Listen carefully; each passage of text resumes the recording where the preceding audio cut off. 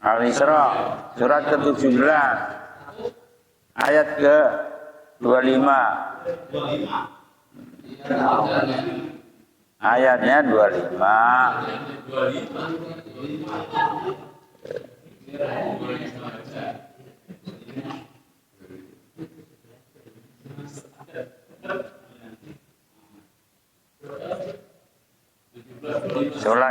Suratnya ke-17. Ya. Sudah ketemu semua. Mau dimulai ya. Sambil cari ya. Bismillahirrahmanirrahim. Assalamualaikum warahmatullahi wabarakatuh. Waalaikumsalam warahmatullahi wabarakatuh. Alhamdulillahirabbil alamin. Wassalatu wassalamu ala asrofil anbiya'i wal mursalin sayyidina Muhammadin wa ala alihi wa sahbihi ajmain. Amma ba'du. Rabbi shrah li sadri wa yassir li amri wa hlul 'uqdatam min lisani yafqahu qawli. Shadaqallahul azim. Hadirin yang dimuliakan Allah, puji senantiasa syukur kita panjatkan kehadirat Allah Subhanahu wa taala atas limpahan nikmat yang diberikan kepada kita semuanya. Terutama wabil khusus nikmat sehat walafiat, nikmat panjang umur, nikmat kita masih diberikan untuk kesempatan untuk bernapas. Salawat dan salam semoga tersanjung kepada junjungan Nabi besar kita Muhammad sallallahu alaihi wasallam. Hadirin yang dimuliakan Allah, dengan singkat kita mulai surat Al-Isra atau Bani Israel ayat yang ke-25. Sudah ketemu, kita baca bareng-bareng.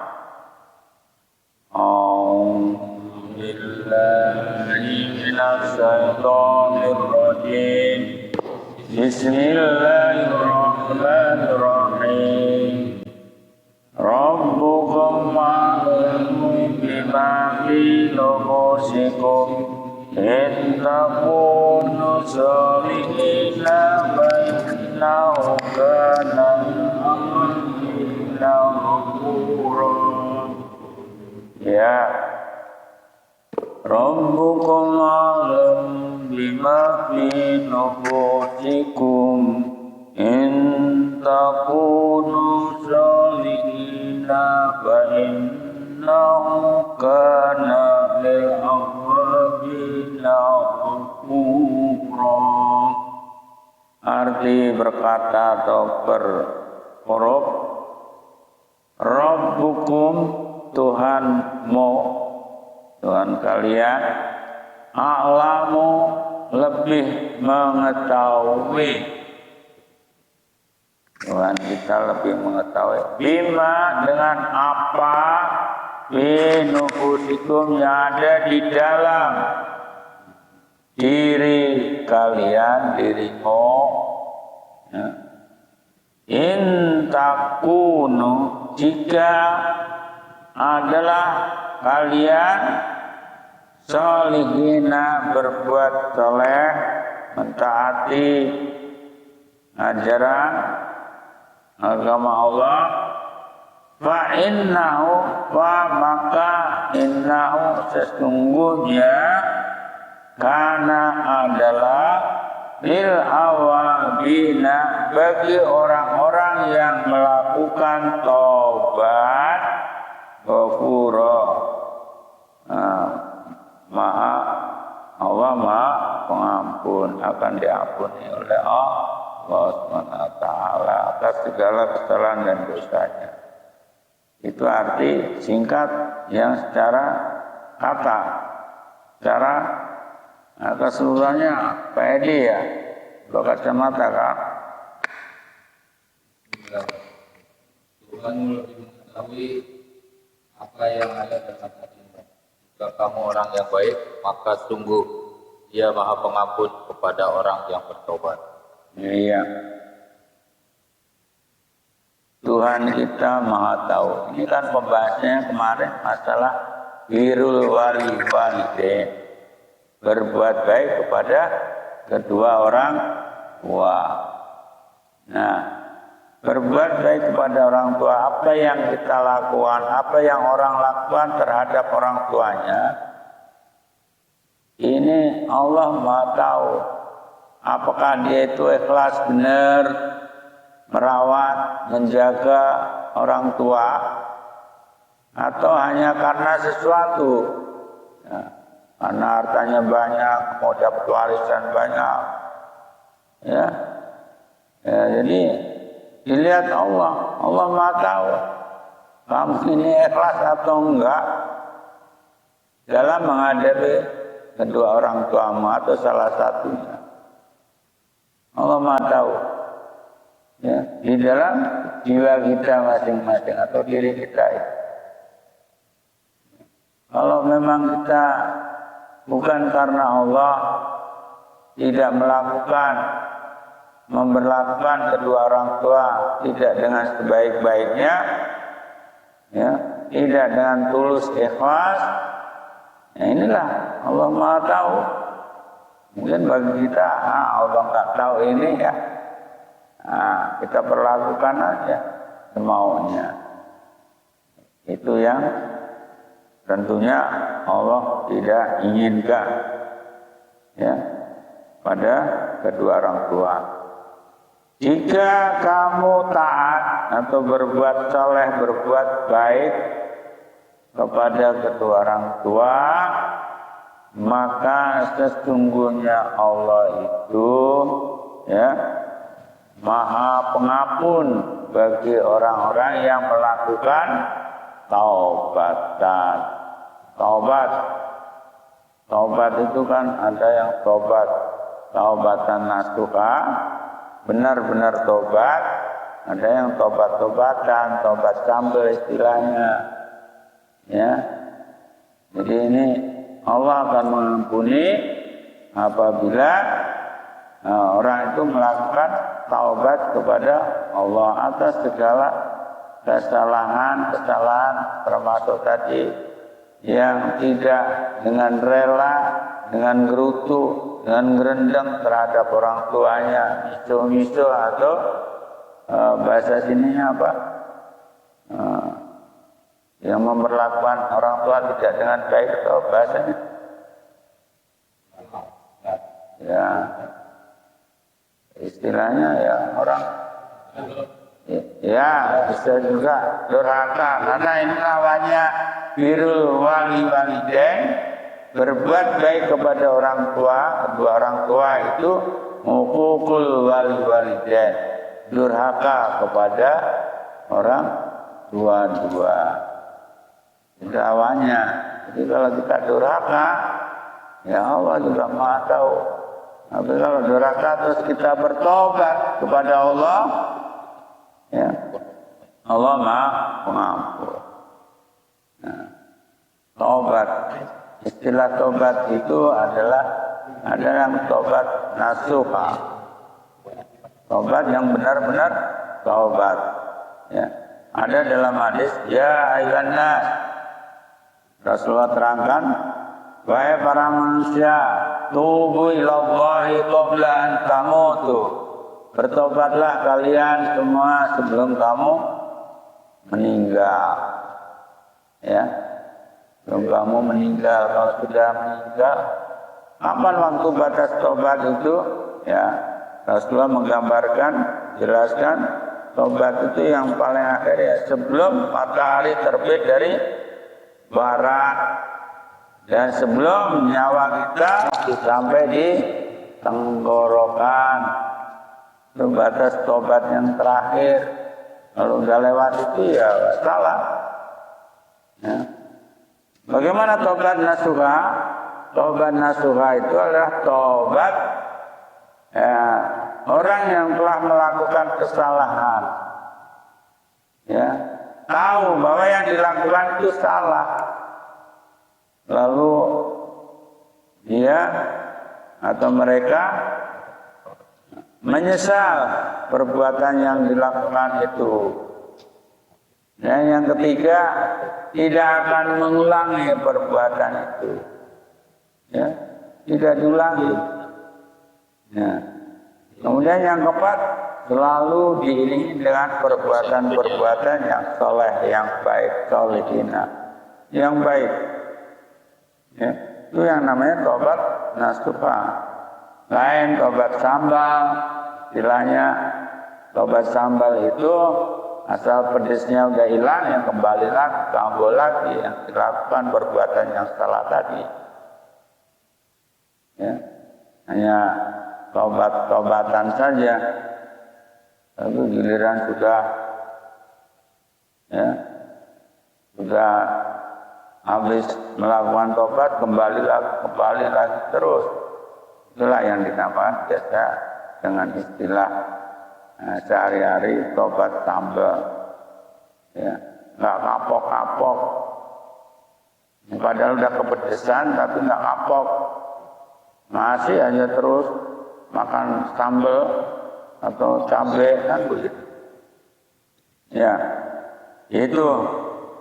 Nah, dengan adanya orang yang bertobat inilah Allah masih membuka pintu ampunannya kepada orang yang memang niat mau melakukan taubatan, bertobat kepada Allah. Ya, kalau Rasulullah ketika setiap harinya dalam rangka mohon ampun kepada Allah itu kan sehari minimal ada 2 hadis 75 kali, ada yang 100 kali sehari istighfar terus, mohon ampun kepada Allah. Nah, orang yang tobat juga diharapkan beristighfar. Ya, kalau bisa setiap hari ya 100 kali. Itu yang melakukan dosa besar. Kalau tobatan nasuha itu biasanya melakukan dosa besar. Kalau dosa kecil, taubatnya cukup istighfar kepada Allah. Astagfirullah, Rabbal baraya, astagfirullah, minal khataya. Kata segala salah. Atau astagfirullahaladzim, astagfirullahaladzim. Ya, kalau 100 kali kan, ya bisa lakukan.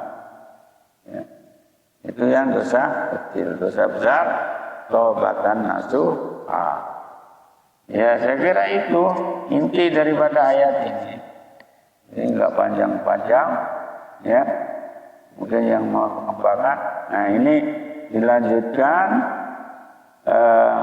surat kalian ya 113 surat At-Taubah ya, nanti kembali lagi ke situ. At-Taubah itu surat ke 7 ya, 7 Araf 9 ya, 9. Coba 113. Nah, kan kita berkaitan dengan kemarin pertanyaan juga Pak Sunarto ya. Ya, biar tambah yakin Pak Sunarto. Nah, kemarin bagaimana kalau minta ampun sendiri kan bisa, mintakan ampun kepada seluruh umat Islam, laki maupun perempuan, tiap hari bisa. Tapi kalau yang bukan, artinya berlainan agama bagaimana? Nah, ini dijelaskan dalam surat At-Taubah ayat 13. Coba, sudah ketemu semua? Saya artikan langsung. Baca dulu. Maka nabi nabi walladzina amanu ayastaghfiru lil musyrikina walau kanu ulil qurba min ba'di ma tabayyana lahum annahum ashabul jahim. Ya. Artinya nanti Pak Edi ya urusnya. Tidak ada bagi para nabi atau bagi nabi dan orang-orang yang beriman ayyastaghfiru untuk mendoakan ya, lil musyrikina bagi orang-orang musyrik, orang-orang kafir ya. Walaupun adalah mereka itu ulil kurba, keluarga yang dekat ya, mimba di mata bayana setelah datangnya penjelasan ajaran-ajaran yang benar kepada mereka. Anahum sesungguhnya mereka itu ashabul jahil, penghuni neraka jahil.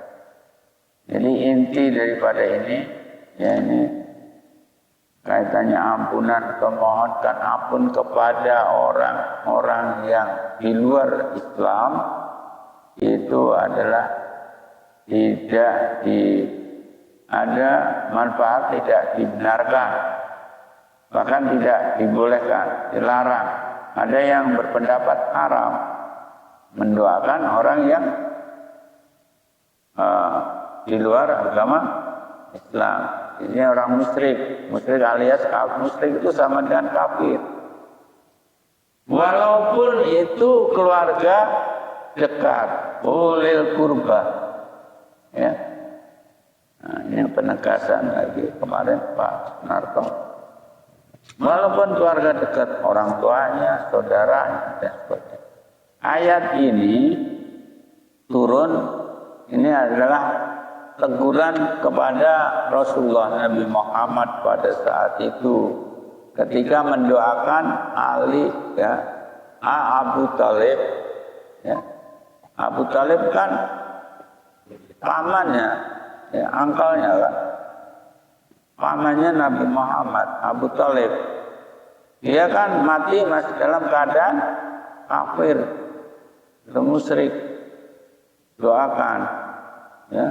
Tapi turunlah ayat, tidak ada doa ya kepada orang musyrik. Walaupun itu keluarga dekatmu, pamannya kan keluarga dekat itu. Nggak ada. Ya.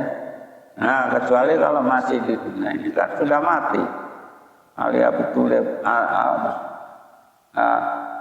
Abu Talib, kan ada Abu Talib, Abu Lahab ya.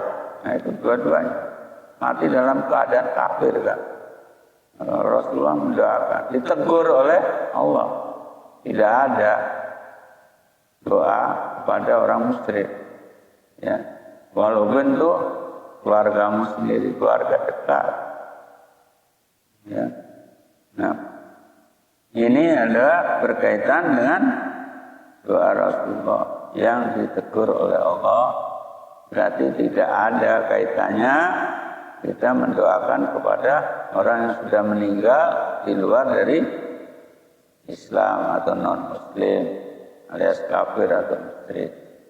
Tetapi kalau waktu masih di dunia mendoakan, umpama ya Allah berikanlah hidayah kepada saudara kami ini yang non-Islam supaya bisa mentauhidkan, mengesahkan Engkau. Ya, percaya kepada Engkau, menyembah kepada Engkau, nah itu masih boleh. Nah di dunia kan harus ma'rufah, tapi kalau sudah mati, nah ini nggak boleh. Ya, mendoakan orang sakit, nah itu masih di dunia ya mudah-mudahan ya Allah memberi kesembuhan masih bisa aja. Walaupun ada juga sebagian ulama pokoknya nggak boleh mendoakan orang yang non-Islam. Ya, mendoakan yang seperti tadi. Ya. Tapi kalau orang sakit ya mudah-mudahan cepat sembuh. Ya. Itu kan kebiasaan kita ya. Ya. Cuman kan ya ada yang bisa masih ditolerir sebatas itu. Kalau udah meninggal ya kita nggak bisa sama sekali. Ya. Karena memang di dunia itu kan wastahibhuma fid dunya ma'rufah. Pergaulilah ya kedua orang tuamu atau orang lain itu dengan pergaulan yang baik ketika di dunia dan dia masih hidup. Ya, itu diantara. Nah, termasuk salam, kan salam kepada orang non kan nggak boleh kan. Assalamualaikum. Ya. Tapi orang non, assalamualaikum kita banyak. Jawabnya apa kalau dia? Assalamualaikum ya Pak Ustaz. Jawabnya ya alaikum. Ya. Karena salam itu memberi ucapan selamatan atas dirimu. Ya. Itu nggak boleh kan. Ya sebetulnya tadi kalau Pak Dedi tanya, kalau orang lagi sakit ya itu hanya kebiasaan kita aja. Ya mudah-mudahan lekas sembuh lah gitu. Itu kan yang menyembuhkan. Dan kalau keimanan dia kan bukan keimanan kita, bukan Allah, bukan kan. Tapi Tuhan mereka sendiri. Ya, kadang hanya bersahabat ya juga ada. Ya, karena beda keyakinan, doanya pun juga nggak diterima kan. Gitu. Ya, ini hanya penegasan aja. Jadi supaya kita lebih berhati-hati ya. Termasuk keluarga dekat. Saya kira itu saja. Enggak kita panjang kalam apa yang perlu dikembangkan atau ditanyakan bebas saja lah hari ini, nggak usah urut. Ya. Assalamualaikum warahmatullahi wabarakatuh.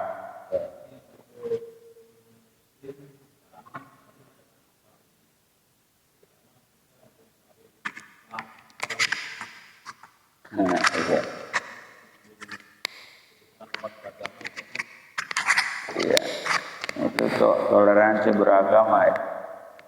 Ya, kalau dibahas di sini salah masuk ke itu.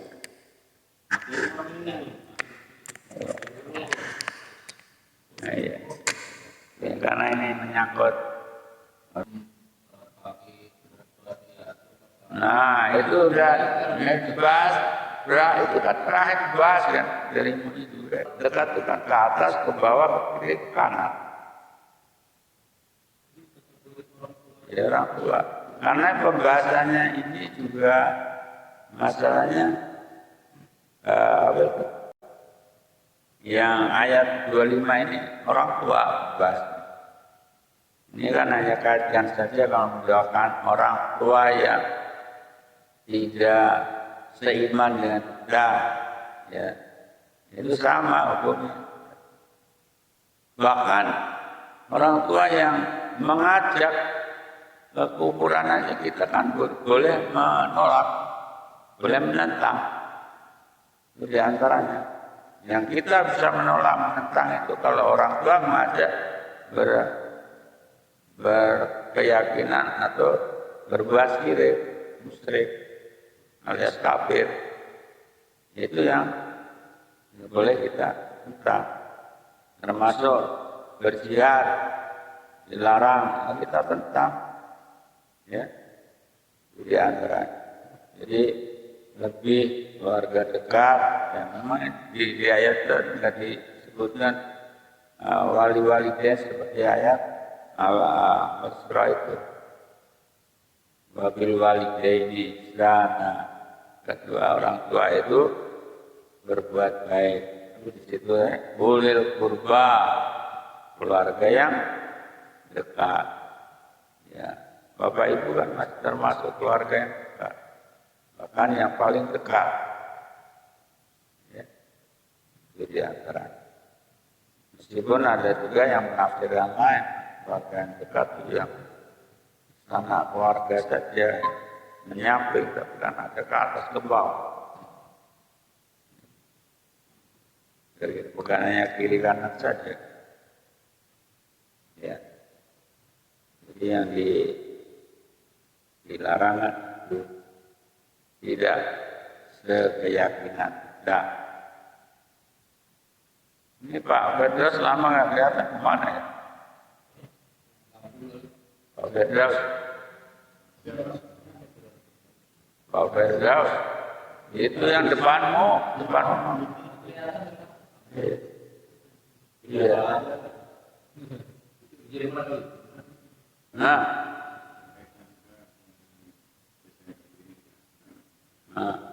atau